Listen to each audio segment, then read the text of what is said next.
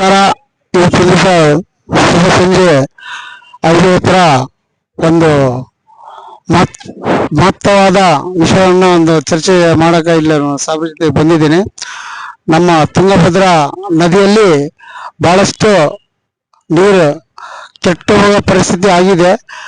ಅದು ನೀರು ಕುಡಿಯೋಕೆ ಬರಲಾರ್ದಂಗ ಆಗ್ಬಿಟ್ಟಿದೆ. ಕಸ ಕಡ್ಡಿ ಹೋಗಿದ್ದು ಫ್ಯಾಕ್ಟ್ರಿ ಎಲ್ಲ ನೀರು ಹರಿದ ಫ್ಯಾಕ್ಟ್ರಿ ನೀರಿನಲ್ಲಿ ಬಂದು ಆ ನೀರು ಕುಡಿಯೋಕೆ ಲಾಕ್ ಇಲ್ದಂಗೆ ಆಗ್ಬಿಟ್ಟಿದೆ. ಈ ಅದರ ಸಲುವಾಗಿ ಒಂದು ದೊಡ್ಡ ಹೋರಾಟವನ್ನು ಪಾದಯಾತ್ರೆಯನ್ನು ನಮ್ಮ ಅಣ್ಣವರು ನಡೆಸ್ತಾ ಇದ್ದಾರೆ. ಅವ್ರು ಬರ್ರಿ, ಅವ್ರು ಏನ್ ಹೇಳ್ತಾರ ಕೇಳಮ್ಮ. ನಮಸ್ಕಾರ.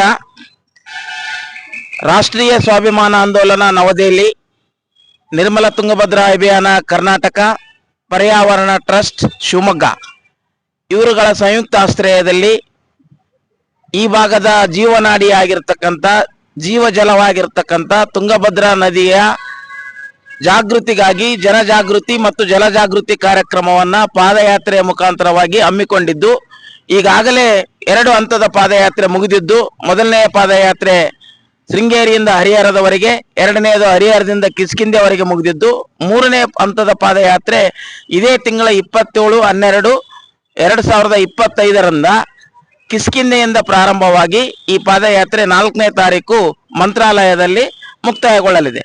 ಆ ಕಾರಣ ಈ ಒಂದು ಪಾದಯಾತ್ರೆ ಬರೋದಕ್ಕೆ ಉದ್ದೇಶ ಏನಂತ ಹೇಳಿದ್ರೆ, ನಮ್ಮ ತುಂಗಭದ್ರಾ ನದಿ ಯಾವ್ಯಾವ ರೀತಿ ಕಲುಷಿತಗೊಂಡಿದೆ ಅಂದ್ರೆ, ನಗರ ತ್ಯಾಜ್ಯ, ಫ್ಯಾಕ್ಟ್ರಿ ತ್ಯಾಜ್ಯ ಮತ್ತು ಕೃಷಿ ತ್ಯಾಜ್ಯ, ಈ ಎಲ್ಲ ತ್ಯಾಜ್ಯಗಳ ಮುಖಾಂತರವಾಗಿ ನಮ್ಮ ಮೂಲ ಇರ್ತಕ್ಕಂಥ ನೀರು ಸಂಪೂರ್ಣವಾಗಿ ಕಲುಷಿತಗೊಂಡು ಆ ನೀರು ಇವತ್ತು ಕೃಷಿಗೂ ಕೂಡ ಬಳಕೆ ಮಾಡೋದಕ್ಕೆ ಯೋಗ್ಯ ಇಲ್ಲ, ಆ ರೀತಿ ಆಗಿದೆ. ಆ ಕಾರಣಕ್ಕಾಗಿ ಈ ಒಂದು ಪಾದಯಾತ್ರೆ ನೇತೃತ್ವವನ್ನು ವಹಿಸಿಕೊಂಡು ನಮ್ಮ ಸಿಂಧನೂರು ತಾಲೂಕಿನ ವೀರಾಪುರದ ಬಸವರಾಜ್ ಪಾಟೀಲ್ ರವರು ಈಗಾಗಲೇ ಉತ್ತರ ಭಾರತದಲ್ಲಿರ್ತಕ್ಕಂಥ ಗಂಗಾ, ಯಮುನಾ ಮತ್ತು ನರ್ಮದಾ ನದಿಯ ಬಗ್ಗೆ ಪಾದಯಾತ್ರೆ ಮಾಡಿದ ಮೇಲೆ ಕೇಂದ್ರ ಮತ್ತು ರಾಜ್ಯ ಸರ್ಕಾರಗಳು ಅದರ ಬಗ್ಗೆ ಎಚ್ಚೆತ್ತುಕೊಂಡು ಆ ನದಿಗಳ ಕ್ಲೀನಿಂಗ್ ಬಗ್ಗೆ ಗಮನ ಹರಿಸಿ ಕಾರ್ಯೋನ್ಮುಖರಾಗಿರುವಂತದ್ದು ತಮಗೆಲ್ಲ ಮಾಹಿತಿ ಇರುವಂತದ್ದು.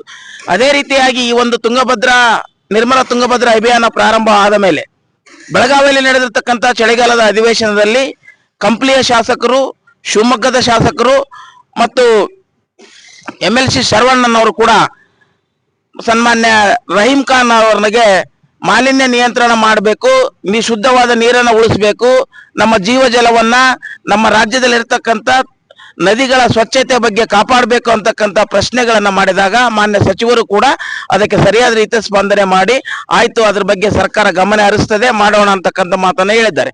ಯಾಕೆ ಅಂತ ಹೇಳಿದ್ರೆ, ನಾವು ಇಲ್ಲಿಯವರೆಗೂ ನಮ್ಮ ಗ್ರಾಮಕ್ಕೆ ಯಾವುದೇ ರಾಜಕೀಯ ಪಕ್ಷದ ಮುಖಂಡರುಗಳು ಬಂದಾಗ ನಮಗೆ ಶುದ್ಧವಾದ ಕುಡಿಯುವ ನೀರು ಕೊಡಬೇಕು, ನಮ್ಮ ಹೊಲಗಳಿಗೆ ಶುದ್ಧವಾದ ನೀರು ಬರಬೇಕು ಅನ್ನೋದ್ರ ಬಗ್ಗೆ ನಾವು ಯಾರು ಕೇಳ್ತಾ ಇಲ್ಲ. ಅದನ್ನ ಬಿಟ್ಟು ನಾವು ಬೇರೆ ಬೇರೆ ವಿಚಾರಗಳನ್ನ ಕೇಳ್ತಾ ಇದ್ದೇವೆ. ಅದನ್ನೆಲ್ಲ ಬಿಟ್ಟು ನಮಗೆ ಒಬ್ಬ ಮನುಷ್ಯ ಬದುಕಬೇಕಾದ್ರೆ ಆಹಾರ, ಗಾಳಿ, ನೀರು ಈ 3 ಬಹಳ ಮುಖ್ಯ. ಆಹಾರವನ್ನ ಈ ವರ್ಷ ನೆಲ್ ಬೆಳೆದಿಲ್ಲ ಅಂದ್ರೆ ನಾವು ಜೋಳದ ರೊಟ್ಟಿ ತಿಂದು ಬದುಕಬಹುದು. ಆದ್ರೆ ತುಂಗಭದ್ರೆ ನೀರು ಕಲುಷಿತಗೊಂಡೈತೆ, ಅದು ಕುಡಿಯಕ್ ಬರೋದಿಲ್ಲ ಅಂದ್ರೆ ನಾವು ಬೇರೆ ಏನ್ ಮಾಡ್ಬೇಕು? ಅದಕ್ಕಾಗಿ ಇರ್ತಕ್ಕಂಥ ತುಂಗಭದ್ರೆಯನ್ನ ಸ್ವಚ್ಛವಾಗಿಟ್ಟುಕೊಳ್ಳೋದ್ರ ಬಗ್ಗೆ ಜನಜಾಗೃತಿ ಮೂಡಿಸ್ತಕ್ಕಂಥ ಈ ಒಂದು ಕಾರ್ಯಕ್ರಮ. ಇದ್ರ ಜೊತೆಗೆ ಏನಾಗ್ತಾ ಇದೆ ಅಂತ ಹೇಳಿದ್ರೆ, ನಾವೆಲ್ಲ ಪ್ಲಾಸ್ಟಿಕ್ ಬಳಕೆಯನ್ನು ಮಾಡ್ತಾ ಇದ್ದೇವೆ. ಆ ಪ್ಲಾಸ್ಟಿಕ್ ಬಳಕೆ ತ್ಯಾಜ್ಯ ಹೋದ್ರೆ ಒಂದು ತುಣುಕು ಪ್ಲಾಸ್ಟಿಕ್ ಮಣ್ಣಲ್ಲಿ ಮಣ್ಣಾಗ್ಬೇಕಂದ್ರೆ ಕನಿಷ್ಠ 80 ವರ್ಷಗಳ ಕಾಲ ಬೇಕು.